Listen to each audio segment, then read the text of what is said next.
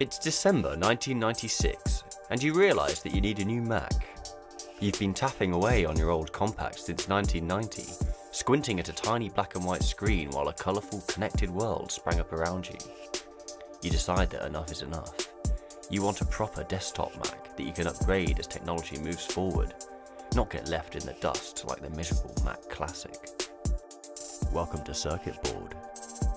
It's time for an upgrade.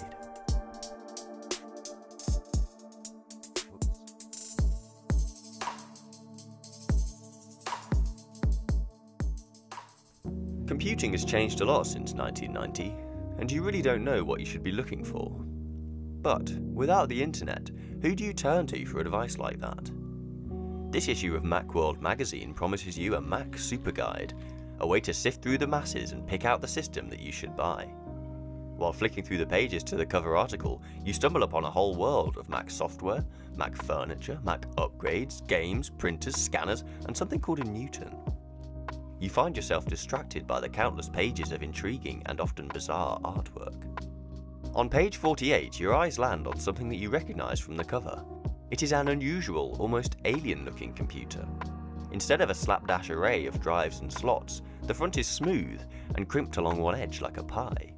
It promises more than just megahertz and describes an advanced architecture which somehow allows you to have two processors. It calls itself a SuperMac. Excitedly, you flick forward to the article you purchased the magazine for.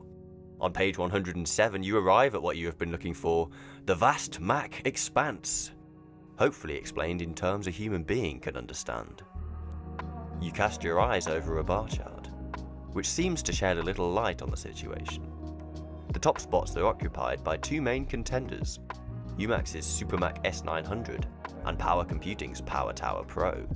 The fastest models are offering almost 10 times the performance of a Macintosh Centris 650. The Centris is already a great deal faster than your Mac Classic, so these numbers seem positively outrageous. Almost mystified, you spend a while longer absorbing what you can. You stare at a big chart and gaze longingly at the multi-processor monster that is the Daystar Genesis MP, which you know you cannot afford. It strikes you that a lot of these computers, while superficially different, are in fact offering you the same exact thing. The Power Macintosh 9500, Power Tower Pro and SuperMac S900 all have 6 PCI slots, can all take up to at least 1GB of RAM, and have user upgradable processors configurable up to 200 MHz, if not more. They all run the exact same operating system, plus the odd bit of bundled software. Increasingly, you start to think that it might be best to go with your gut. Of the 4 machines pictured, one of them is still calling to you. It turns out that in Europe they don't call it a SuperMac S900, they call it a Umax Pulsar.